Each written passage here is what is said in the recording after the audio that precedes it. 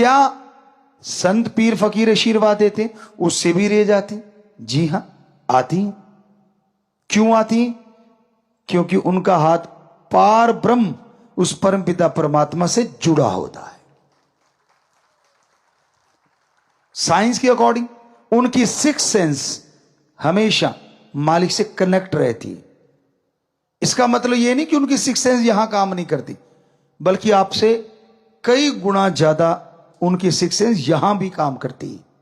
यह कैसे पॉसिबल है? संत पीर फकीर जैसे आपको बताया बनाए नहीं जाते, वो पैदा होते। फर्स्ट जब वो आत्मा गर्भ में आती तो परम पिता परमात्मा के अंश तो सारी आत्माएं होती हैं, पर वो उस मालिक से डायरेक्ट उस बॉडी में आती।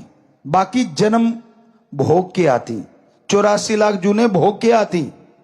पर जो संत आज से पहले हमारे महापुरुष हुए, जितने भी संत सच्चे रूहानी सूफी संत आए, बहुत आए सारे धर्मों में, वो डायरेक्ट उस ओम का अंश होते हैं, ना कि जन्मों मरणों में घूमी हुई आत्मा होते हैं। तो अब पता नहीं 84 लाख जूनियों में कितने बार चक्कर लगा चुकी आत्मा। एक तो वो है मनुष्य के शरीर में, और एक वो है जिसे भगवान ने डायरेक्ट अपना अंश बना के भेज दिया। तो नेचुरली वो जो घूम घुमा के आई है, वो तो संचित कर्म इकट्ठे किए बैठी है। उनको भोगते भोगते कभी गुस्से हो जाती है, कभी सतगुरु राम से भी मुनकर, कभी कुछ कभी कुछ कभी कुछ। पर वो जो संतों की आत्मा इस बॉडी में होती है, वो परम पिता परमात्मा का प्योर और ओरिजिनल वो अंश होती है, जो शरीरों में बाकी में गई नहीं, डायरेक्ट मनुष्य शरीर में आती है। इसलिए वो क्योंकि डायरेक्ट आई है, तो उसका कनेक्शन भी गर्भ में भी मालिक से डायरेक्ट होता है। बाहर तो छोड़ो आप, अब कनेक्शन डायरेक्ट है। तो जब वो आशीर्वाद या वो बात कहें या वो आंखों से निहार दें, असर किन पे पड़ता है? इन रेज का। जो झोली फैलाए बैठा है, दीनता नम्रता जिसके गहने हैं, जो 100% संतों के गुरु के वचनों को मानता है, ना कि नजायज फायदा उठाने के लिए आया, वो नहीं।